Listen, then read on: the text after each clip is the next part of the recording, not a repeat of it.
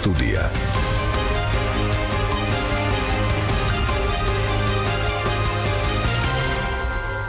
მოგესალმებით ძვირფასო რადიო მსმენელებო, შესრულდა 14 საათი და 10 წუთი და რადიო პირველი არხის ეთერშია გადაცემა ღია სტუდია, რომელსაც მე ჟურნალისტი ნათია არველაძე გავუძღვები. ჩვენ სტუმართან საუბრის დაწყებამდე შეგახსენეთ, რომ რადიო პირველი არხის მოსმენა შეგიძლიათ ტალღაზე FM 102-სა და 4-ზე და მოსმენის და ასევე ყურების შესაძლებლობა გაქვთ ინტერნეტის საშუალებით 1 TVG-ზე. და რაც მთავარია, შეგიძლიათ დაგვირეკოთ ტელეფონების ნომრებზე 2 40 91 92 2 40 92 92. რამდენი ავტორიზებული და აკრედიტირებული უმაღლესი სასწავლებელია დღეს საქართველოში? რა კრიტერიუმების მიხედვით ეძლეოდათ სასწავლო პროცესის წარმართვის უფლება და როგორ და ვინ შეაფასებს მათ მომავალში? რას ისახავს მიზნად შეფასების ახალ სისტემაზე გადასვლა, როგორ წარიმართება ავტორიზაციის და აკრედიტაციის პროცესები? რა კომპეტენციის და პროფესიის ადამიანები შეაფასებენ უმაღლეს სასწავლებლებს და რამდენად აისახება ამა თუ იმ უნივერსიტეტის მიმართ მიღებული გადაწყვეტილებების სასწავლო პროცესის ხარისხსა და სტუდენტების სწავლების დონეზე? რამდენი უმაღლესი საგანმანათლებლო დაწესებულება გაივლის ავტორიზაციას და რამდენი მოქმედი პროგრამა აკრედიტაციას 2018 წელს ემუქრება თუ არა უნივერსიტეტებს დახურვა? ჩვენს და თქვენს კითხვებს ქეთევან ცოტნიაშვილი განათლების ხარისხის განვითარების ეროვნული ცენტრის უმაღლესი საგანმანათლებლო დაწესებულებების ავტორიზაციის სამმართველოს უფროსი უპასუხებს. მოგესალმებით ქალბატონ ქეთევან. მოგესალმებით, მადლობას გიხდით მოწვევისთვის და ამ თემის დაინტერესებისთვის. მადლობა მოგზაურობისთვის, გადაცემაში მონაწილეობისთვის. ქალბატონ ქეთი, პირველ რიგში მინდა შეგეკითხოთ უბრალოდ რომ გვითხრათ დღეს საქართველოში რამდენი ავტორიზებული და აკრედიტირებული უმაღლესი სასწავლებელია და რო გვითხრათ აი რა კრიტერიუმების შეფასების რა სისტემის მიხედვით მიეცათ მათ უფლება სასწავლო პროცესის წარმართვის, როდი შემუშავდა აი ეს სისტემა და რას ითვალისწინებს? პირველ რიგში ამით დავიწყოთ და შემდეგ უკვე გადავიდეთ აი ცვლილებებზე. კი ბატონო. დღეისათვის გვაქვს 74 უმაღლესი საგანმანათლებლო დაწესებულება და გვაქვს 2000-მდე აკრედიტებული საგანმანათლებლო პროგრამა.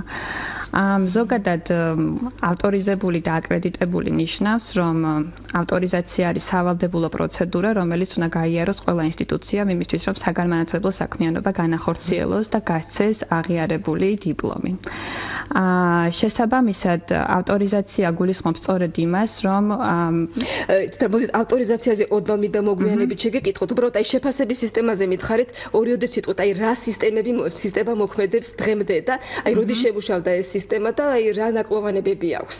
კი ბატონო, ზოგადად ხარისხის უზრუნველყოფის სისტემა ამოქმედა საქართველოში 2005 წლიდან, მას შემდეგ რაც გავხდით ბოლონიის პროცესის წევრები, გამომდინარე იქიდან, რომ ევროპული უმაღლესი განათლების სივრცე ითხოვს, რომ განათლება უმაღლესი განათლების ხარისხი იყოს სათანადოდ მიწოდებული სტუდენტებისთვის და იყოს სტუდენტებზე ორიენტირებული. შესაბამისად 2005 წლიდან ამ სისტემამ გარკვეული ცვლილებები განიცადა. პირველად იყო მხოლოდ ინსტიტუციური შეფასება, რომელიც 2010 წლამდე მოქმედებდა. 2010 წლიდან უკვე გვაქვს ცალ-ცალკე ავტორიზაცია და აკრედიტაცია. ანუ ავტორიზაცია ინსტიტუციური შეფასება და აკრედიტაცია პროგრამების შეფასება. 2010 წლიდან 2016 წლის ჩათვლით მოქმედი სტანდარტები ავტორიზაციის გულისხმობდა მხოლოდ 3 კომპონენტს. ეს იყო საგანმანათლებლო პროგრამები, იყო ადამიანური რესურსი და მატერიალური რესურსი. 2017 წლიდან უკვე ჩვენ შევცვალეთ და არის 7 სტანდარტი, რომელიც უფრო ესეთი ყოვლის მომცველს ხდის უნივერსიტეტის და ინსტიტუციის შეფასებას. ეხლა რომ გითხრათ, აი რატომ გახდა საჭირო ამ შეფასების სისტემის შეცვლა? ხომ არ შეიცვალა საერთაშორისო მიდგომები? თუ აი ესე შეგვიძლია ვთქვათ, რომ აი ეს არსებული სისტემა ისედაც ვერ უზრუნველყოფდა, რომ აი ხარისხიან სწავლებას და ვერ უზრუნველყოფდა აი ბაზარზე ორიენტირებული სტუდენტების გამოშვებას. რო გითხრათ და აი ასევე ალბათ იყო პრობლემა გარკვეულწილად ევროპულ საგანმანათლებლო სივრცეში ინტეგრაციისაც. ხო, ესეც თუ იყო ერთ-ერთი ბარიერი ჩვენი უმაღლესებისთვის. ცვლილებების მიზეზი სწორად ახსენეთ, არის ორი: შიდა და გარე ფაქტორები. შიდა ფაქტორები, რა თქმა უნდა, არის ის, რომ გვჭირდება უკეთესი ხარისხის უმაღლესი განათლება და კვალიფიციური კადრი, რომელიც შეძლებს, რომ ბაზარზე დასაქმდეს და იყოს კონკურენტუნარიანი. მეორე მნიშვნელოვანი ფაქტორი არის, რა თქმა უნდა, გარე ფაქტორი და არის ევროპული მოთხოვნები. როგორც აღნიშნე, ამ სისტემის შექმნა დაიწყო 2005 წლიდან, სწორედ იმიტომ, რომ ბოლონის პროცესის მოთხოვნას წარმოადგენდა და ზოგადად სტანდარტები არც საქართველოში და არც ევროპაში და საერთაშორისო დონეზე არ რჩება ყოველთვის ერთი და იგივე. გარკვეული პერიოდულობით საჭიროებს ცვლილებას. ბოლონის პროცესის ერთ-ერთ მთავარ დოკუმენტს, რომელიც განსაზღვრავს, როგორი სტანდარტები უნდა იყოს უმაღლესი განათლების სივრცეში, წარმოადგენს ევროპის უმაღლესი განათლების სტანდარტები და სახელმძღვანელო პრინციპები. ეს დოკუმენტიც პირველად შეიქმნა 2005 წელს, შემდეგ 2009 წელს მოხდა მისი განახლება და ბოლო ვერსია უკვე ამ სტანდარტების დამტკიცდა 2015 წელს ერევნის ბოლონის მინისტერიალზე. შესაბამისად, ყველა ქვეყანა, რომელიც არის მისი წევრი, უნდა მიყვებოდეს იმ ცვლილებებს, რასაც ითვალისწინებს ეს დოკუმენტი. ამიტომ ჩვენი ცვლილებები დავაფუძნეთ სწორედ 2015 წელს მიღებულ საბოლოო ვერსიას. ასევე გარდა იმისა, რომ როგორც ბოლონის წევრ ქვეყანას გვაქვს ვალდებულებები აღებული, რომ მისი მოთხოვნები შევასრულოთ, ჩვენ ასევე ხელი გვაქვს მოწერილი ასოცირების შეთანხმებაზე, რომელიც ასევე პირდაპირ ითვალისწინებს იმას, რომ ბოლონის პროცესის მოთხოვნები ქვეყანამ უნდა დააკმაყოფილოს მათ შორის განათლების მიმართულებით. განათლების მიმართულებით ხარისხთან დაკავშირებით სწორედ ჩვენ ვართ ამ პროცესის განხორციელებლები, შესაბამისად ეს პროცესები და სტანდარტები, რასაც ვაკეთებ, სრულად არის შესაბამისობაში იმ ევროპულ მოთხოვნებთან, რასაც გვთხოვს ბოლონის პროცესი და ასოცირების შეთანხმება. გავუტოვ ქეთი, მე მაინც მინდა შეგეკითხოთ, აი ის ძველი მოქმედი სისტემა, აი საერთაშორისო სტანდარტებს პასუხობდა, თუ რაღაცნაირად მაინც ვერ მიდიოდა იმ დონემდე ჩვენი უმაღლეს სასწავლებლები. აი თუნდაც იმ სისტემის ფარგლებში რო ვისაუბროთ. თვითონ შეფასების პროცედურა და სტანდარტები მთლად შესაბამისობაში იმ არსებულ სტანდარტებთანაც არ იყო, თუმცა მაშინ, როდესაც ეს სტანდარტები შეიქმნა, გარკვეულწილად გათვალისწინებული იქნა ისიც, თქვათ, რა მდგომარეობა იყო და ქვეყანას რისი დაკმაყოფილება შეეძლო იმ მომენტისთვის. ეხლა უკვე ეს ნაბიჯი და ეს ეტაპი გავიარეთ, უნდა გადავიდეთ როგორც ქვეყანა, ასევე უმაღლესი განათლების ჩვენი სივრცე ახალ ეტაპზე, შესაბამისად გვაქვს ეს ახალი მოთხოვნები, რომელიც არის საკმაოდ მოქნილი იმისთვის, რომ დაწესებულებებს მისცეს განვითარების შესაძლებლობა. კარგით, ეხლა რაც შეეხება ახალ შეფასების სისტემას, მინდა აი ამ პროცესზე დეტალურად ვისაუბროთ, როდის დაიწყო, რამდენი ხანი მიმდინარეობდა, როგორ შემუშავდა, თუმცა მანამდე ვიცი, რომ საპილოტო შეფასებები გაკეთდა, ხომ? 4 უნივერსიტეტში და 21 პროგრამაზე. აი რომ გვითხრათ აი საპილოტო შეფასებების შესახებ, როდის წარიმართა და რა შედეგი მიიღეთ და რა დაინახეთ? ანუ ამან გარკვეულწილად გამოავლინა პრობლემები, ხო? და მოგცათ სურათი იმისა, თუ რა ვითარება არის. თუ შესაძლებელია დასახელება რომელ ინსტიტუტებში იყო, თუ არის ამის შეგვიძლია. თუ შეიძლება აი გითხარით აი ამ პილოტურ შეფასებებს და შემდეგ უკვე გადავიდეთ აი ახალი შეფასების სისტემაზე პროცედურულად და უკვე დეტალებში. კი, ესე იგი ახალი სტანდარტები ავტორიზაციის დებულებით დამტკიცდა მაისის თვეში და სანამ რა თქმა უნდა ავამოქმედებდით, გავაკეთეთ საპილოტო შეფასებები. პირველი საპილოტო შეფასება გავაკეთეთ ივნისის ბოლოს და დავიწყეთ სამედიცინო უნივერსიტეტის შეფასებით და აქ კიდევ ერთი მნიშვნელოვანი ფაქტორი არის ის, რომ ჩვენ ასევე მუშაობთ სამედიცინო განათლების ხარისხის განსაკუთრებით გაუმჯობესებაზე, გამომდინარე იქიდან, რომ ეს არის რეგულირებადი მიმართულება. შესაბამისად, ჩვენ ამ საპილოტო ვიზიტისთვის მოწვეული ყავდა როგორც საერთაშორისო ექსპერტები, რომლებიც მონაწილეობას იღებდნენ თვითონ ინსტიტუციის შეფასებაში, ასევე მსოფლიო ჯანდაცვის ორგანიზაციის და მსოფლიო სამედიცინო განათლების ფედერაციის მრჩეველი, სპეციალური მრჩეველი, რომელიც ასევე იმას აკვირდებოდა ჩვენ როგორ ვახორციელებდით ამ პროცესს. რამდენად სწორად მიმდინარეობდა ის შეფასება, რაც ჩვენ გავაკეთეთ. და შესაბამისად ჩვენ ამ საპილოტო შეფასების შედეგად ერთის მხრივ მივეცით რეკომენდაციები უნივერსიტეტს, რა უნდა გაეკეთებინა და რა უნდა გაეუმჯობესებინა და მეორეს მხრივ ჩვენ მივიღეთ ექსპერტებისგან რეკომენდაციები იმასთან დაკავშირებით ჩვენ ეს პროცესი როგორ უნდა დაგვეხვეწა. შემდეგი სამი საპილოტო შეფასება განხორციელდა საქართველოს ეროვნულ უნივერსიტეტში, სეულში, რომელიც ჩვენ ავარჩიეთ იმითი, რომ ქონდა ერთ-ერთი ყველაზე უფრო მაღალი მაჩვენებელი სტუდენტების ჩარიცხვის და არის კერძო უნივერსიტეტი, შესაბამისად ჩვენ გვინდოდა რომ წარმომადგენლობითი ყოფილიყო საპილოტო ინსტიტუციები, მეორე იყო ილიას სახელმწიფო უნივერსიტეტი, რადგან არის ერთ-ერთი ყველაზე დიდი სახელმწიფო უმაღლესი სასწავლებელი და ასევე გქონდა ბათუმის შოთა რუსთაველის სახელმწიფო უნივერსიტეტი, რომელიც შევარჩიეთ იმ ნიშნით, რომ არის სახელმწიფო და ამასთან ერთად რეგიონული უმაღლესი. ამ შეფასებების ფარგლებში ძირითადი პრობლემები, რა თქმა უნდა, პრობლემა და გასავითარებელი მხარე ნებისმიერ ნაწილში შეიძლება რომ ინსტიტუციას ჰქონდეს, რადგან არის ძალიან კომპლექსური ორგანიზაცია.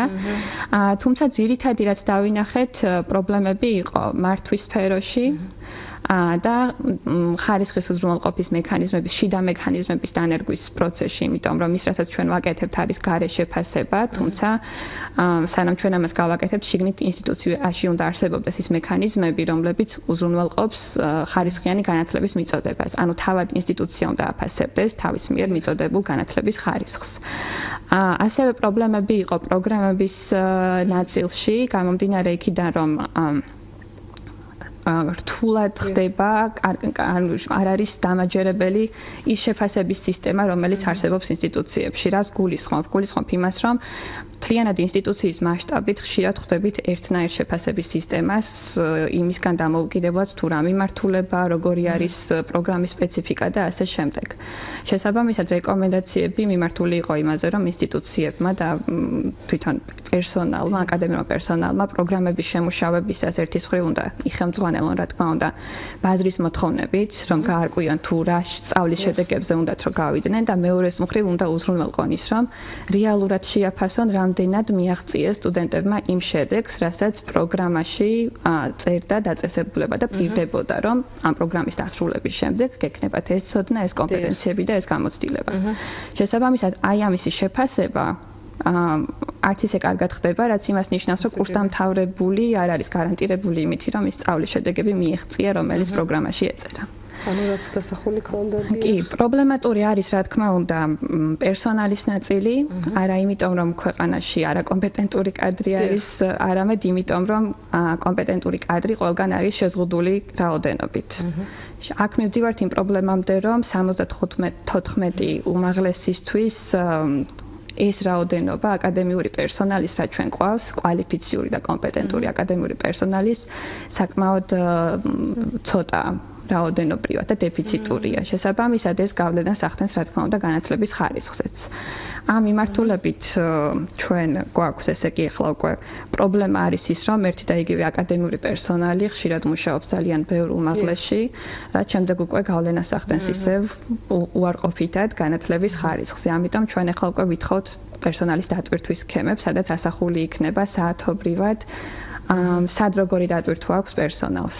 ასევე გვაქვს აფილირების ცნება, რომლითაც აკადემიურმა პერსონალმა უნდა განსაზღვროს მხოლოდ ერთ უმაღლესთან სად შეასრულებს თავის ძირითად საქმიანობას. ეს იქნება კვლევითი და სწავლების მიმართულების და რა თქმა უნდა ჩართული უნდა იყოს მთლიანად უნივერსიტეტის საქმიანობაში, გადაწყვეტილების მიღებაში, სტუდენტებისთვის კონსულტაციების გაწევაში და ასე შემდეგ.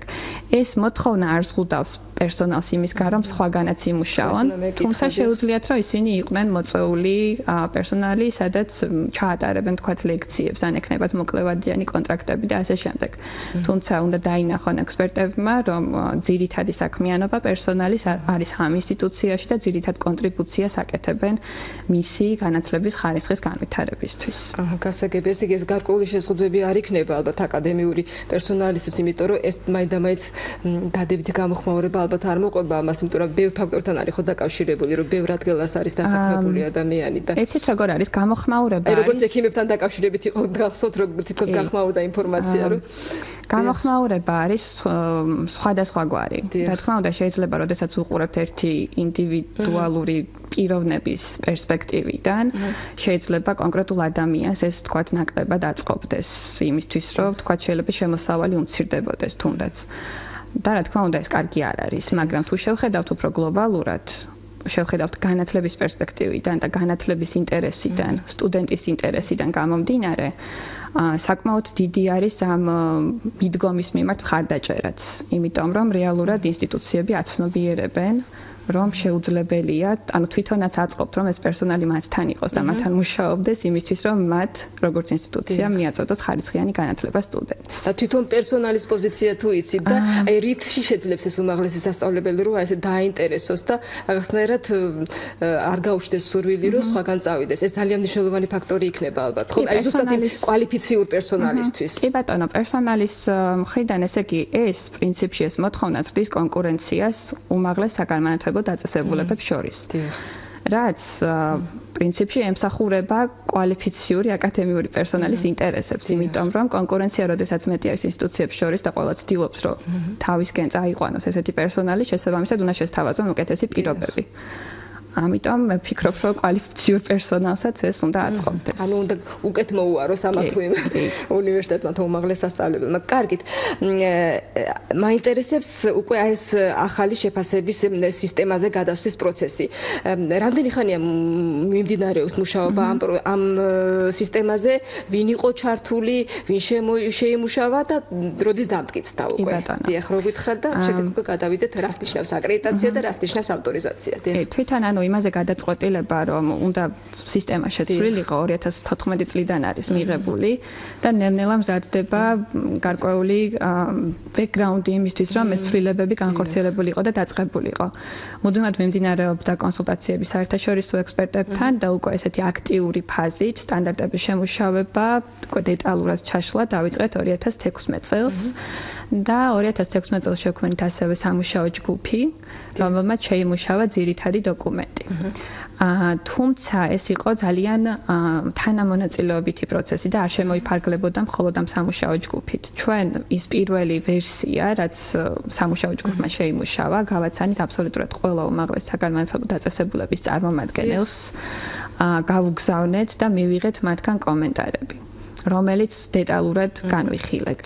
და შემდეგ უკვე ის თუ რას ვითვალისწინებდით, რისი გათვალისწინება შეგვეძლო, რისი არ შეგვეძლო, რა მიგვაჩნდა სწორად და რა არ მიგვაჩნდა სწორად, ამასთან დაკავშირებით გადაწყვეტილების მიღებაში დაგვეხმარნენ საერთაშორისო ექსპერტებიც, რომელიც ყავდა ჩამოყვანილი ევროკომისიის მხარდაჭერით.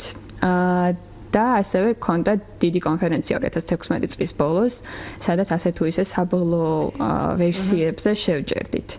ამ კონფერენციის შემდეგ უკვე მოვიყვანეთ საბოლოო სახემდე ეს სტანდარტები, რომელიც დამტკიცდა 2017 წლის მაისში. და ეხლა ბოლო ცვლილებები შევიდა პილოტირების შედეგად, რომელიც ანუ ძირითადად იყო ძალიან ტექნიკური ხასიათის, ანუ ესეთი დიდი და მსხვილი თემა შინაარსობრივად არ შეცვლილა, უბრალოდ გავასწორეთ, რაც პილოტირებამ დაგვანახა, რომ თქვათ ტექნიკურად შეიძლება და პრობლემური ყოფილიყო. ანუ თავისუფლად შეიძლება ითქვას, რომ ეს სტანდარტები რაც შემუშავებულია და რის მიხედვითაც შემოწმდება უნივერსიტეტები და სასწავლო პროგრამები, მაღალი დონის არის და შეესაბამება საერთაშორისო. ანუ როდესაც ეს 2016 წელს ყავდა მოწვეული საერთაშორისო ექსპერტები, მათ სწორედ ეს გავაკეთებინეთ, რომ ევროპის სტანდარტებთან შესაბამისობის ანალიზი გავაკეთებინეთ მათ. შემდეგ უკვე პილოტირების პროცესშიც ჩართულები იყვნენ საერთაშორისო ექსპერტები და მათაც ყველას თხოვდით, რომ უკვე პროცესში ენახათ ეს სტანდარტები როგორ მუშაობდნენ და მოეცათ თავისი უკავშირი ამასთან დაკავშირებით. ეს საბოლოო ცვლილებები სწორედ ამას ეფუძნება. კარგით. მოდით ახლა ჩვენს მსმენელს ძალიან დეტალურად ავუხსნათ რა არის ავტორიზაცია და რა არის აკრედიტაცია. რამდენადაც ჩემთვის გახდა ცნობილი ეს ორი სხვადასხვა პროცესია, ხო? კარგით, მოდით მსმენელს მოусმინოთ მაშინ პირველ რიგში და შემდეგ დეტალურად ამ საკითხებზე ვისაუბროთ. მოგესალმებით პირდაპირ ეთერში ბრძანდებით. გამარჯობა. ერთი შეკითხვა მაქვს. იმ უმაღლეს დაწესებულებამ, უმაღლესმა სასწავლებელმა თუ თქვათ ვერ გაიარა წელს აკრედიტაციას. ჩაითვლება თუ არა ანულირებულად იმ ინსტიტუტში დამთავრებული, კურს დამთავრებულის ან სადისერტაციო ნაშრომი, ან მაგისტრის ხარისხი. აი ამაზე მაინტერესებს თუ გამცემთ თქვენი სტუმარი პასუხი. კი, რა თქმა უნდა, ამაზე აუცილებლად გაგცემთ პასუხს, მაგრამ მაინც მინდა მოგვიანებით გავცეთ ამაზე პასუხი, იმიტომ რომ ეს მნიშვნელოვანი ინფორმაცია მივაწოდოთ, ჩავინიშნეთ ჩვენ ეს მსმენელის კითხვა და მოდით, ესე იგი, ავტორიზაცია, ხო? აი, რამდენი სტანდარტის დაკმაყოფილება მოუწევს უმაღლეს სასწავლებელს და იძლევა თუ არა ეს სტანდარტები მის ობიექტურად შეფასების საშუალებას. მოდით, ესე იგი, ჯერ ვთქვათ, ესე იგი, რას ეხება და რა მოწმდება. კი ბატონო. განახლებული ავტორიზაციის სტანდარტი არის მოიცავს 7 სტანდარტს. ეს არის პირველი მისია და სტრატეგიული განვითარება, ორგანიზაციული მართვა და სტრუქტურა, პროგრამები, პერსონალი, სტუდენტური სერვისები და სტუდენტების მხარდაჭერა, კვლევა, შემოქმედებითი საქმიანობა და მატერიალური, ფინანსური და საინფორმაციო რესურსები. ეს სტანდარტები ჩაშლილი არის ძალიან ისეთი ვრცელ დოკუმენტად და მოიცავს დეტალურ აღწერას თითოეულ მათგანთან დაკავშირებით, დეტალურ შეფასების კრიტერიუმებს და ინდიკატორებს, რის მიხედვითაც ისინი იქნება შეფასებული. შესაბამისად, თვითონ სტანდარტების გამოყენება იმისთვის, რომ სრულად მოხდეს უნივერსიტეტის საქმიანობის სრული სპექტრის შეფასება, ამის საშუალებას ნამდვილად იძლევა. რაც შეეხება თვითონ პროცესს, იმისთვის, რომ უკვე პროცესში განხორციელდეს დროში რამდენი იძლევა და რამდენად გამჭვირვალეა, იმიტომ რომ ესეც ალბათ რომ საბოლოო შედეგი მაგრამ ეჭქვეს არ დადგეს, დიახ. კი, ამ პროცესის პირველი ეტაპი არის ის, რომ თავად ინსტიტუციებმა უნდა განახორციელონ ამ სტანდარტების მიხედვით თავის შეფასება. ანუ განაცხადის ფორმა, რომლითაც ისინი ჩვენ მოგმართავენ, რომ ავტორიზაცია გავატაროთ და ეს პროცესი წავიყვანოთ, იწყება სწორედ იმით, რომ მათ შემოაქვს თვით შეფასების ანგარიში და დეტალურად აღწერენ. და რა კრიტერიუმებით თქვენს მიერ შეთავაზებული? კი, დეტალურად სტანდარტებს მიყვება მათი თვით შეფასების ფორმა. და შესაბამისად აღწერენ თითოეულ კრიტერიუმთან დაკავშირებით, კომპონენტთან, სტანდარტთან დაკავშირებით, თუ რა მდგომარეობა არის მათთან ახლა, როგორი შედეგები აქვთ უკვე მიღწეული და რა არის სამომავლო განვითარების გეგმები. აქედან გამომდინარე, ინსტიტუცია არის, ესე ვთქვათ, პირველ წყარო, რომელიც ექსპერტებს აწვდის ძირითად ინფორმაციას ინსტიტუციაში მიმდინარე პროცესების შესახებ. შემდეგ უკვე ჩვენ ქმნით ექსპერტთა ჯგუფს, რომელიც დეტალურად სწავლობს წარმოდგენილ დოკუმენტაციას. ექსპერტთა ჯგუფი შედგება ესეთი ძალიან მაღალკვალიფიციური პირებისგან. აი ექსპერტთა ჯგუფზეც ცალკე მინდა ვისაუბროთ, დიახ. კი ბატონო, უბრალოდ მაშინ პროცესი აღწეროთ. კი, პროცესი აღწეროთ პირველ რიგში, დიახ. ექსპერტთა ჯგუფი წინასწარ სწავლობს დოკუმენტებს, მათ ეძლევათ დაახლოებით 2 თვე ნახევარი იმისთვის, რომ დოკუმენტებს გაეცნონ და შემდეგ უკვე ჩვენ გეგმავთ ვიზიტს ამ დაწესებულებაში. ვიზიტის ხანგრძლივობა არის დაახლოებით 3-დან 6 დღემდე, გააჩნია ინსტიტუციის ზომას, პროგრამების მრავალფეროვნებას. და ექსპერტები უკვე ვიზიტის მანძილზე ხვდებიან ინსტიტუციის ყველა წარმომადგენელს, წარმომადგენლობითობით, ვთქვათ, ადმინისტრაციას, პერსონალს, სტუდენტებს, გარეთ დაინტერესებულ მხარეებს და იმ ინფორმაციას, რასაც ისინი იღებენ თვითშეფასების ანგარიშიდან, ამოწმებენ მათთან ინტერვიურების პროცესით. ანუ ვიზიტის სრული დრო დატვირთული არის სწორედ ამ ინტერვიუებით. და ხდება ინფორმაციის ურთიერთგადამოწმება. სტუდენტებთან, პერსონალთან, აკადემიურ პერსონალთან და ასე შემდეგ. ამ ვიზიტის დასრულების შემდეგ უკვე ექსპერტთა ჯგუფი იმუშავებს ძირითად რეკომენდაციებს, ძირითადი მიგნებები, რაც ჰქონდათ მათ ვიზიტის პერიოდში დაგროვილი და დოკუმენტები შესწავლიდან გამომდინარე დაგროვილი ინფორმაცია და რეკომენდაციები და ვიზიტის ბოლო არის ის, რომ ისინი ხვდებიან უნივერსიტეტის წარმომადგენლებს, რაც შეიძლება ფართო საზოგადოებას და გაცნობენ რა იყო ძირითადი დადებითი მხარეები, რაც მათ დაინახეს და რა არის ძირითადი პრობლემური მხარეები. ამ დროს არ ხდება იმისი გაცნობა, ეს არის შესაბამისობა, შეუსაბამობა თუ ასე შემდეგ. უბრალოდ ძირითადად ზოგადად ეცნობიან, თქვათ, რა იყო უფრო პრობლემატური და რა იყო კარგი პრაქტიკა. ამის შემდეგ უკვე ექსპერტებს ეძლევათ დრო იმისთვის, რომ თავისი დასკვნა საბოლოო სახით ჩამოაყალიბონ და თითოეულ სტანდარტთან და სტანდარტის კომპონენტთან დაკავშირებით დაწერონ უკვე ნარატივი, აღწერა, რა დაინახეს კარგი, რა იყო პრობლემური და უკვე კონკრეტულად გააკეთონ შეფასება თითოეული კომპონენტის მიხედვით, ეს არის შესაბამისობა, ნაწილობრივი შესაბამისობა თუ სრული შესაბამისობა. ეს რას ნიშნავს შემდეგ მოგვიანებით შეგეკითხებით, ანუ ესე იგი, როდესაც ეს საბოლოო რეკომენდაცია იქნება, ამის შემდეგ გადაწყდება, რომ ამა თუ იმ უმაღლეს სასწავლებელს მიენიჭოს ავტორიზაცია, ხო? მას შემდეგ რაც რა არის ეს მისთვის, ანუ რას ნიშნავს? მას შემდეგ რაც ექსპერტები დაწერენ დასკვნის პროექტს, სადაც აღწერილი არის ეს ყველაფერი, მათ შორის ანუ დასმული არის რა არის შესაბამისობა, ნაწილობრივი შესაბამისობა და შეუსაბამობა, ჩვენ ამ ანგარიშს უგზავნით უნივერსიტეტებს. რომლებსაც შეუძლიათ რომ წარმოადგინონ თავისი პოზიცია, არგუმენტირებული პოზიცია იმ საკითხებთან დაკავშირებით, რასაც ისინი თვლიან, რომ შეცდომით იქნა აღწერილი.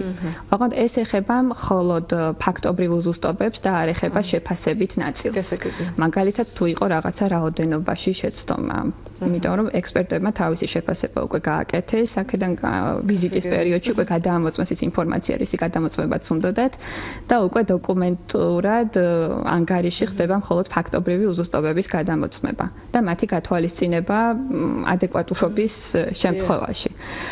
შემდეგ უკვე ამ უნივერსიტეტების პოზიციას უგზავნით ექსპერტთა ჯგუფს, რომელთაც შეუძლიათ გაითვალისწინონ, თუ საჭიროა ჩათვლიან, შეუძლიათ არ გაითვალისწინონ და დასკვნას აძლევენ უკვე საბოლოო სახეს.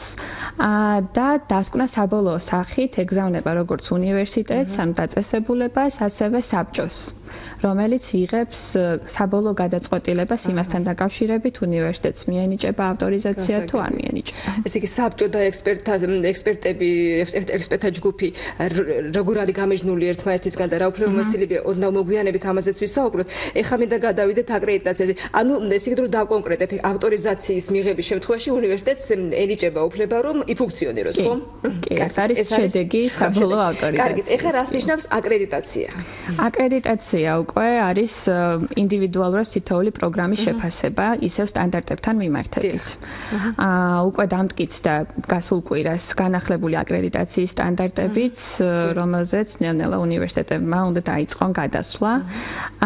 აკრედიტაცია სავალდებულო არ არის, სავალდებულო არის მხოლოდ რეგულირებადი მიმართულების პროფესიებისთვის. აი ეს რას ნიშნავს? რეგულირებადი დღეს გვაქვს ჩვენ სამედიცინო მიმართულება, სამართალი, მასწავლებლის განათლება, საზღვაო მეცნიერებები და ვეტერინარია და სავარაუდოდ შემუშავდება არქიტექტურის მიმართულებით. ასე იგი, აკრედიტაცია მხოლოდ ამ პროგრამებისთვის არის სავალდებულო? ამ მიმართულების პროგრამებისთვის და ასევე ყველა სადოქტორო პროგრამისთვის. სადოქტორო პროგრამისთვის გასაგები. კი ბატონო. თუმცა გამომდინარე იქიდან რომ დღეს დაფინანსების სისტემა პირდაპირ არის მიბმული აკრედიტაციის შედეგებზე, თითქმის 96% პროგრამების აკრედიტაცია გავლილი აქვს. ეს გულისხმობს იმას, რომ მხოლოდ იმ სტუდენტებს მიყვებათ გრანტი, რომლებიც ჩაირიცხებიან, სახელმწიფო გრანტი, რომლებიც ჩაირიცხებიან აკრედიტებულ პროგრამებზე. შესაბამისად, უნივერსიტეტის ინტერესში არის, რომ რაც შეიძლება მეტი ასეთი სტუდენტი მოიზიდოს და შესაბამისად გაიაროს აკრედიტაციაც. ანუ ეს იგი პროგრამების, სასწავლო პროგრამების აკრედიტაცია თავად უმაღლესი სასწავლებლების ინტერესებშია და უკავშირდება ეს სახელმწიფოს მხრიდან დაფინანსებას. აი პროცედურულადაც უკვე ესე დეტალურად პროცედურულად არის აბსოლუტურად იდენტური პროცესი, აქაც ინსტიტუციას შემოაქვს თვით შეფასება, უკვე აკრედიტაციის სტანდარტების გათვალისწინებით, შემდეგ იქნება ექსპერტთა ჯგუფი, რომელიც წერს დასკვნას. დასკვნა ისევ ეგზავნება უნივერსიტეტს. ამის შემდეგ ექსპერტებს საბოლოო დასკვნა წარუდგენენ ცენტრს და ჩვენ მას უგზავნით დაწესებულებას და საბჭოს და შემდეგ აქაც საბჭო იღებს გადაწყვეტილებას აკრედიტაციასთან დაკავშირებით. ანუ როგორც თქვენი საუბრიდან ირკვევა, ძალიან დეტალურია ეს ყველაფერი და ძალიან გამჭვირვალე.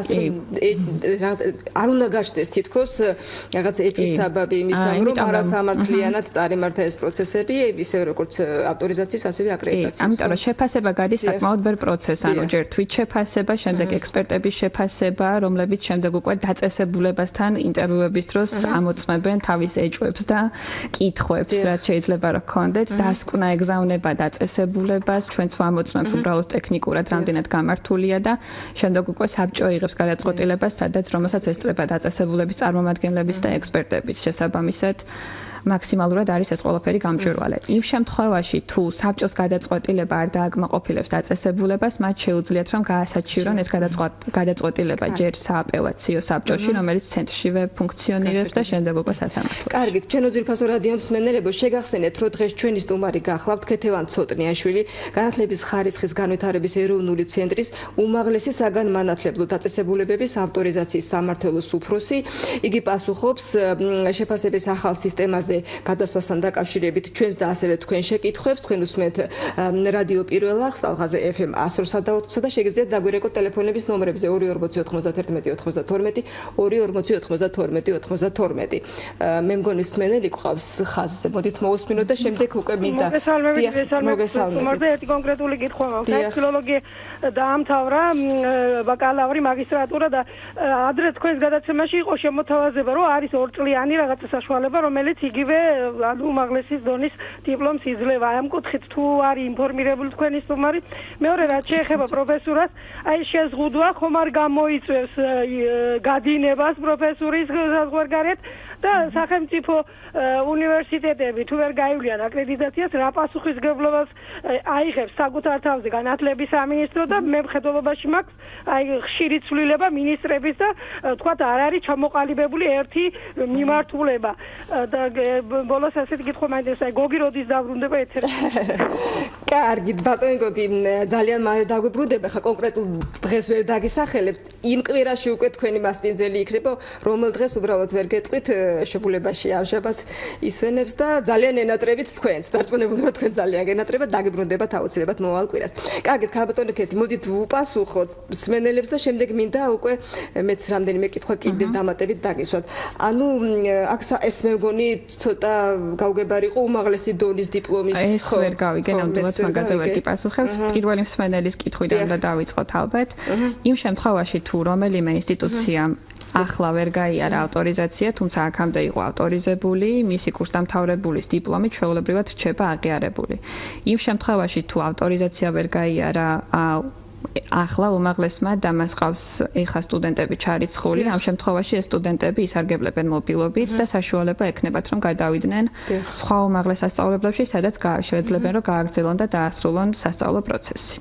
აი რა შეეხება პროფესურის გადინებაზე? პროფესურის გადინების მოთხოვნას, ანუ საშიშროებას მე ვერ დავეთანხმები, იმიტომ რომ რეალურად პროფესორების შენარჩუნება და ინსტიტუციებში დატოვება არის უნივერსიტეტების მთავარი ინტერესი. შესაბამისად ანუ რა იყო ამის უკან ვიზეზი ამ კითხვის ეს არ ვიცი, იმიტომ რომ ანუ იცით მსმენელი გულისხმობდა რომ სავარაუდოდ თუ ანუ ალბათობით ვერ შეძლებენ დააკმაყოფილონ ამ კომპეტენტური აკადემიური წრეების წარმომადგენელთა მოთხოვნებს და მოთხოვნები ამ შემთხვევაში ისინი უარს იტყვიან აქ მოღვაწეობაზე და დატოვებენ ქვეყანას და წავლენ იქ სადაც უფრო დაფასდება მათი შრომა. მე ასე გავიგე რომ მე მგონია რომ საქართველოშიც და უმაღლეს საგანმანათლებლო სივრცეში საქართველოშიც ყველა ეძებს პირიქით რომ რაც შეიძლება კომპეტენტური ადამიანები მოიზიდონ.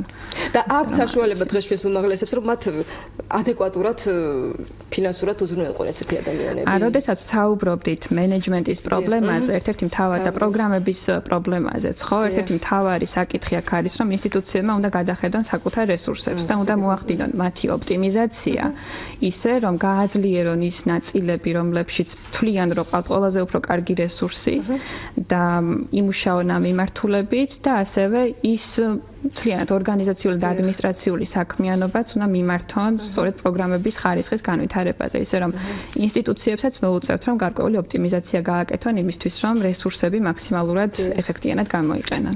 ბატონ ქეთი, თუ ვერ დააკმაყოფილეს სახელმწიფო უმაღლესმა სასწავლებლებმა ვერ გაიარეს აკრედიტაცია, ავტორიზაცია, მსმენელის კითხვა იყო რა პასუხისმგებლობას აიღებს ამ შემთხვევაში განათლების სამინისტრო, უბრალოდ რა პასუხისმგებლობა ეკისრება ალბათ თქვენი აზრით ამის მოსმენა ინტერესებს. არ ვიცი რა პასუხისმგებლობას აიღებს, მისი სახელით ვერ ვისაუბრებ, თუმცა ეს ავტორიზაციის პროცესი, როდესაც საუბრობთ პროცედურების შეცვლაზე, გულისხმობს იმას, რომ როგორც ადრე იყო თქვა, აქ აღარ არის მხოლოდ კი და არა გადაწყვეტილება, ანუ ავტორიზაციის მინიჭება და ავტორიზაციის არ მინიჭება არ არის ესეთი რადიკალური გადაწყვეტილებები.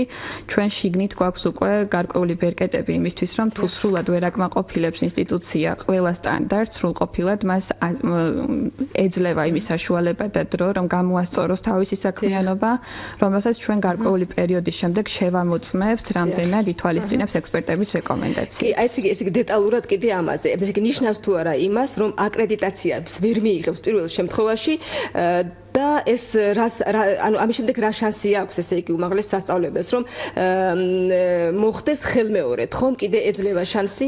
ავტორიზაციაზე ვსაუბრობთ, ხო? აკრედიტაციაზე. აკრედიტაცია პროგრამული აკრედიტაცია. აკრედიტაციაზე ვსაუბრობთ. პროგრამებთან დაკავშირებით, თუ ვერ მიიღო აკრედიტაცია, შეუძლია რომ ხელახლა შემოიტანოს სააკრედიტაციო განაცხადი პროგრამაზე. იმიტომ რომ დასაშვები ხდება მე რამდენადაც ვიცი სტანდარტის ნაწილობრივი დაკმაყოფილება, ხო ეს რას გულისხმობს? ანუ უარყოფითი გადაწყვეტილება მიიღება იმ შემთხვევაში თუ პროგრამის პროგრამა სტანდარტი არის ცალსახად დარღვეული და არის შეუსაბამობა. იმ შემთხვევაში თუ არის თქვა ნაწილობრივი შესაბამისობა, პროგრამას ეძლევა განვითარების შესაძლებლობა და პირობითი აკრედიტაცია, რაც გულისხმობს იმას, რომ თუ ახალი პროგრამისთვის აკრედიტაციის ვადა არის 4 წელი, ამ შემთხვევაში პირობითი აკრედიტაცია მიეცემა 2 წლის ვადით და 2 წლის შემდეგ ისევ გადამოწმდება, რომ ნახონ ექსპერტებმა რამდენად გამოასწორა ის რეკომენდაციები, რამდენად გაითვალისწინა, რაც მიიღო ექსპერტებისგან. და რას გულისხმობს პირობითი აკრედიტაცია ისაუბრეთ, კარგი. ამაზე ისაუბრეთ და მოდით ავტორიზაციაზეც კიდევ ერთხელ დავკონკრეტეთ იმ შემთხვევაში, თუ პირველ შემთხვევაში მან ვერ დააკმაყოფილა ხო სტანდარტები, ანუ რისი საშუალება ეძლევა შესაძლებლობა უმაღლესს. ბატონო, ვერ დაკმაყოფილება და სტანდარტთან შეუსაბამობა, რა თქმა უნდა, არის იმის საფუძველი, რომ ინსტიტუცია შეწყვეტოს ფუნქციონირება, იმიტომ რომ ეს ნიშნავს, რომ ის ვერ ახერხებს სტუდენტებისთვის შესაბამისი განათლების მიცემა, რაც ნიშნავს, რომ ის ატყუებს სახელმწიფოს, სტუდენტს, მშობელს და ასე შემდეგ. მიუხედავად იმისა, რომ სტანდარტის მოთხოვნები არის საკმაოდ გაზრდილი, ჩაშლილი არის შეფასების სისტემა. ანუ ის რომ დღევანდელი მდგომარეობით სრულად ვერ აკმაყოფილებს სტანდარტის მოთხოვნას, არ ნიშნავს, რომ დღესვე ეს ინსტიტუცია უქმდება. ეს ნიშნავს, რომ გარკვეულ ნაწილში აკმაყოფილებს სტანდარტებს, გარკვეულ ნაწილში აქვს პრობლემები და ამ პრობლემების გამოსასწორებლად მას მიეცემა დრო, გამომდინარე იქიდან, როგორი სახის არის ეს პრობლემები. რის შემდეგაც თქვა, განესაზღვრება გარკვეული დრო და ექსპერტები მივლენ, შეამოწმებენ რამდენად პროგრესი, რამდენად იგრძნობა ამ მიმართულებით და შემდეგ უკვე საბჭო ხელახლა განიხილავს მის საკითხს. და როგორც უკვე თქვით, სასწავლებელს ასევე აქვს უფლება გასაჩივრების, ხო? კი, გასაჩივრების უფლებაც აქვს. კარგით, ეხლა გადავიდეთ კიდევ უფრო მნიშვნელოვან არანაკლებ მნიშვნელოვან საკითხზე, ანუ ვინ უნდა შეაფასოს უნივერსიტეტები და ვინ უნდა შეაფასოს პროგრამები, ნუ თქვენ ისაუბრეთ ექსპერტებზე და საბჭოზე, ანუ რა არის ეს ცალკე ანუ საბჭო ცალკე არის ექსპერტები, ეს ჯგუფი ცალკეა, ხო? აი მოდით რომ ვისაუბროთ საბჭოს რა უფლებამოსილება აქვს, ექსპერტთა ჯგუფს რა უფლებამოსილება აქვს. კი ბატონო, ექსპერტთა ჯგუფი არის იმ ადამიანთა ჯგუფი, რომლებიც მიდიან ინსტიტუციაში და ნახულობენ კონკრეტულ ინსტიტუციას და პროგრამებს და ამოწმებენ სტანდარტებთან შესაბამისობას და წერენ დასკვნას. და ესენი არიან ნამდვილად საკვანძო ობიექტები ამ პროცესში, იმიტომ რომ მათ შეფასებაზე არის დამოკიდებული რეალურად როგორი შედეგი დადგება.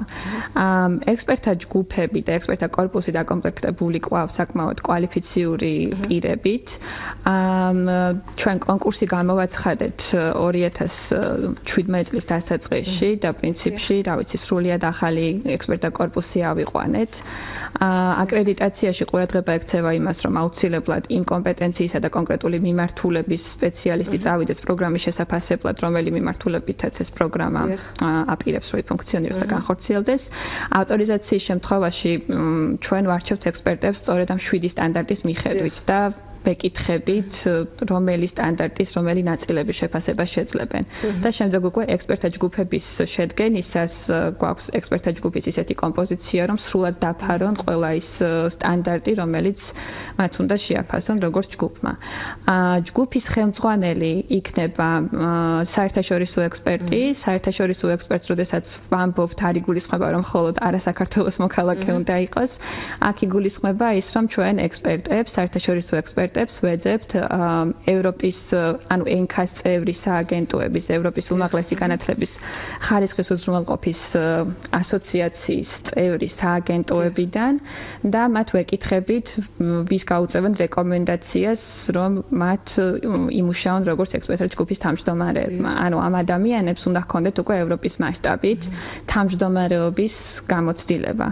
იმისთვის, რომ სწორედ ჩვენმა ექსპერტებმაც მისგან აიღონ, თუ როგორ უნდა წაიყვანო რეალურად პროცესი. მათი გამოცდილება გაცილებით ამ მიმართულებით დიდია. ექსპერტთა ჯგუფებში უკვე ყავს სტუდენტებიც და რა ვიცი, პილოტირებამაც და სააკრედიტაციო შეფასებებმაც აჩვენა, რომ ძალიან კარგი არის და დადებითი ფაქტორია სტუდენტების მონაწილეობა და სტუდენტების პერსპექტივით ინსტიტუციის და პროგრამის შეფასება. და ასევე ყავს დამსაქმებლების წარმომადგენლები იმისთვის, რომ დამსაქმებლის კუთხიდანაც რამდენად მუშაობს ინსტიტუცია იმაზე, რომ დამსაქმებლის მოთხოვნებს მოერგოს, ხდება ამისი შეფასება. რამდენი წევრია ექსპერტთა ჯგუფში? ექსპერტთა ჯგუფების შემადგენლობა განსხვავებული იქნება გამომდინარე ინსტიტუციის სიდიდიდან, თუმცა იქნება დაახლოებით 5 წევრიდან და ზემოთ, მაქსიმუმ 10 წევრი. ეს დამოკიდებული არის ასევე სამედიცინო პროფილი თუ აქვს დაწესებულებას ამაზე, იმიტომ რომ თუ სამედიცინო მიმართულების პროგრამას ახორციელებს მრავალპროფილური ინსტიტუცია, ჩვენ ორი საერთაშორისო ექსპერტი გვეყოლება, ერთი იქნება მთლიანად ჯგუფის თავმჯდომარე და მეორე იქნება თანათავმჯდომარე უკვე მედიცინის მიმართულებას, ვინც უხელმძღვანელებს. კარგით, მსმენელს მოусმინოთ და შემდეგ უკვე აკრედიტაციის საბჭოს შემადგენლობაზეც რო ვისაუბროთ, ხო? მართლა მოგესალმებით, აქტუალური საკითხია, რადგან 21 საუკუნეში დიმიშლენშო მეცნიერების განვითარება. მაგრამ მე რა უნდა იცის, აი მაგალითად 80-იან წლებში, როდესაც საქართველოს მოსახლეობა იყო 5 მილიონი, სულ იყო საქართველოს რაღაც 20-მდე უმაღლეს სასწავლებელი. პლუს მას დამატებული აი ჩვენი ესეთი და უნივერსიტეტი და გპი და ეს როდესაც აი ესეთი მაგალითად მოსახლეობის რაოდენობა შემცირებული უმაღლეს სასწავლებლები გაიხსნა და თითქმის 80% ხდება სტუდენტი, რამდენად შეესაბამება თამეთ რომ მოთხოვნეს მათ მიერ გამოშვებული კადრების დონე და მე კიდე ჩვენი უნივერსიტეტები მაგალითად ყველა წამყვანი მსოფლიო რეიტინგით რომელ ადგილზე დგანან, რომელ ათასეულში შედიან. კარგით, დიდი მადლობა. ეს კითხვა იყო, რომელთან დაკავშირებითაც ჩვენ ვცდილობთ ხო მთელი განაცდის განმავლობაში პასუხი გავცათ.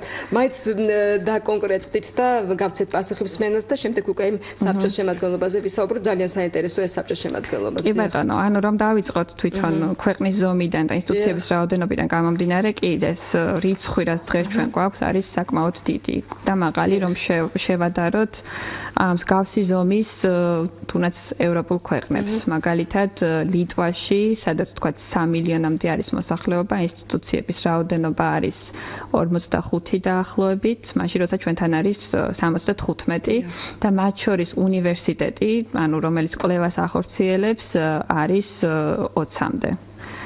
მაშინ როცა ეს ჩვენთან არის 30. ისე რომ ეს რაოდენობები ესე არალოგიკურად ჩანს, ნამდვილად ასე გამოიყურება, რაც რა თქმა უნდა განათლების ხარისხსაც აისახება. ანუ ერთი პრობლემა არის თქვა ის, რომ მოსახლეობის რაოდენობა ნაკლებია და რესურსები არის შეზღუდული და არ შეუძლია უნივერსიტეტს ამ რაოდენობის უნივერსიტეტს ხარისხიანი განათლების მიწოდება და მეორე არის ის, რომ გარკვეულ ინსტიტუციებს აქვს ძალიან დაბალი მაჩვენებელი სტუდენტების მიღების. მაგალითად, წელს იყო შემთხვევები, რომ თქვა 10 სტუდენტი ჩაირიცხა და ასე შემდეგ. ესეთი მაჩვენებელი საფრთხეს უქმნის უკვე იმ სტუდენტებისთვის მიცემულ ხარისხსაც, რომელიც უკვე იქ სწავლობენ, იმიტომ რომ მდგრადობა ამ ინსტიტუციის არის ძალიან საეჭვო.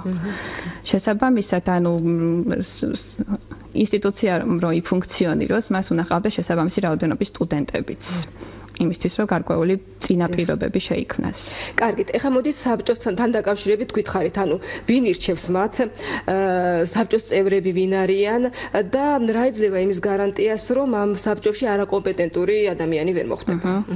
კი ბატონო, საბჭო არის ესე იგი გადაწყვეტილების მიღები ორგანო, რომელიც გადაწყვეტილებას იღებს სწორედ ექსპერტთა დასკვნის საფუძველზე. საბჭოს ამტკიცებს პრემიერ-მინისტრი. შესაბამისად, ეს გარანტიას ქმნის იმისას, რომ ის არის წევრებს ვინ არჩევს დამტკიცებამდე? წევრების კანდიდატებს წარუდგენს სამინისტრო პრემიერ-მინისტრს. რაც იმის გარანტიას ქმნის, რომ ცენტრისგან ეს არის დამოუკიდებელი პროცედურა და გარკვეულ ობიექტურობის და გამჭვირვალობის გარანტიას იძლევა.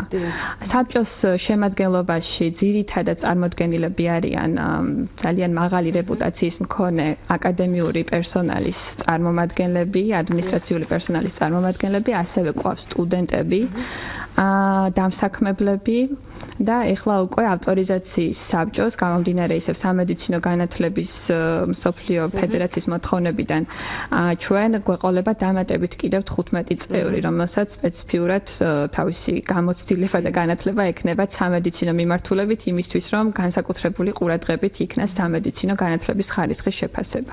და ეს საბჭო მუდმივ მოქმედია თუ იცვლება? საბჭო ინიშნება ერთ წელიწადში ერთხელ, თუმცა გარკვეული წევრები შესაძლებელია გადმოსულები იყვნენ წინა საბჭოდან. ციტრა, კიდევ ერთი რამდენადაც ცნობილია, უმაღლეს სასწავლებლებს საქართველოში შეუძლიათ აკრედიტაცია-ავტორიზაცია გაიარონ უცხოეთშიც, ხო? ეს არის სიახლე, ესე იგი შეუძლიათ რომ ქართულმა უმაღლესებმა მიმართონ საერთაშორისო სააკრედიტაციო ორგანოებს, გაიარონ პროგრამების აკრედიტაცია იქ და შემდეგ უკვე ცენტრში წარადგინონ ეს განაცხადი მათი აღიარების შესახებ. ეს პროცესი განსაკუთრებით მარტივი არის იმ სააგენტოების შემთხვევაში, რომლებიც არიან ევროპული განათლების ხარისხის უზრუნველყოფის სააგენტოების ასოციაციის წევრები და ამასთან ერთად ევროკავშირის წევრი ქვეყნები. გავდოთ, იცით რა მაინტერესებს აკრედიტაციას მინიჭების შემთხვევაში და ავტორიზაციის. ეს რამდენი წელი ინარჩუნებს სასწავლებელი ამ სტატუსს? ავტორიზაციის ხანგრძლივობა არის 6 წლიანი, თუმცა შუალედში არის მონიტორინგი, რომლის მიზანიც არის ის, რომ გადაამოწმოს რამდენად კარგად ფუნქციონირებს ინსტიტუცია. აკრედიტაციის შემთხვევაში, ესე იგი, როგორც ახსენეთ, არის პირობითი აკრედიტაციაც, რომელიც არის 2 წლიანი, იმ შემთხვევაში თუ სრულად კარგად ვერ აკმაყოფილებს მოთხოვნებს. ახალი პროგრამების შემთხვევაში თუ სრულად დააკმაყოფილა მოთხოვნები, ეს ვადა არის 4 წელი. ხოლო არსებული პროგრამების შემთხვევაში, რომლებიც გადიან რეაკრედიტაციას და კარგად დააკმაყოფილეს მოთხოვნები, მაშინ 7 წლით მიენიჭებათ მათ აკრედიტაცია. კარგით, რომ გითხრათ, ეხლა ძალიან ცოტა დრო დაგვრჩა. წელს რამდენი პროგრამა გაივლის აკრედიტაციას და რამდენი უმაღლესი სასწავლებელი ავტორიზაციას და სულ რამდენ პროგრამაზეა საუბარი და მინდა მინისტრის განცხადებასაც გამოვეხმაუროთ, მოვასწოროთ, რომ ემუქრება თუ არა რომელიმე უმაღლეს სასწავლებელს დახურვა, იმიტომ რომ მინისტრმა გააკეთა ესეთი განცხადება, რომ აკრედიტაციასთან დაკავშირებით წელს დაახლოებით 300 პროგრამას მოუწევს აკრედიტაციის გავლა. ჩვენ დავყავით აკრედიტების პროგრამები მიმართულებების მიხედვით, რაც გაამარტივებს თვითონ ამ პროცესს. ავტორიზაციას რაც შეეხება წელს, ავტორიზაციის გავლა უწევს 28 ინსტიტუციას.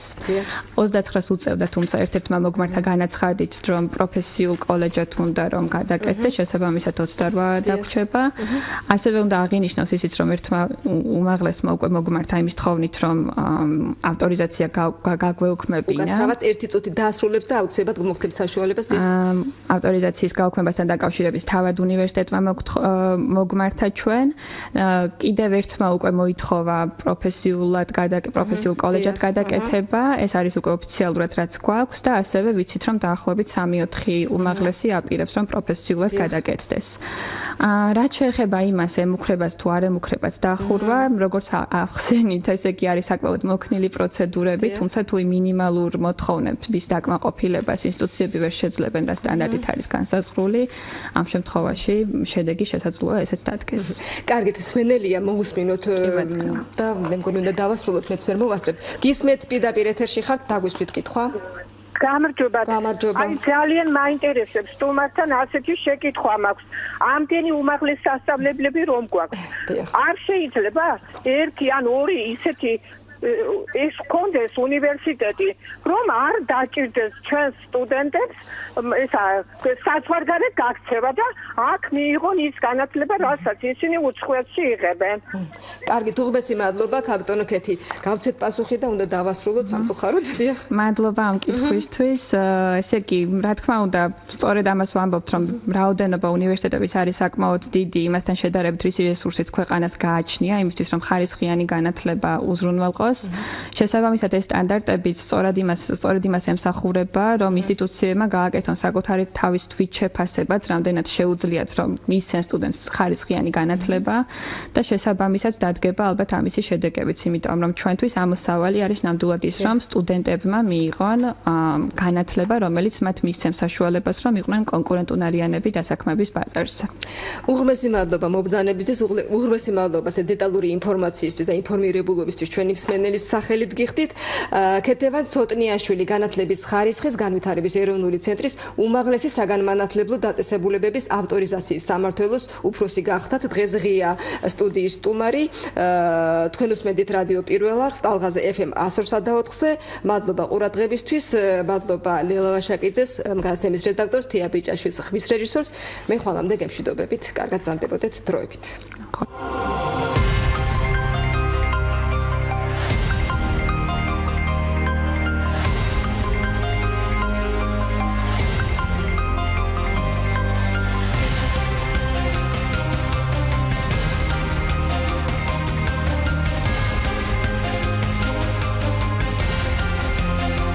Студия.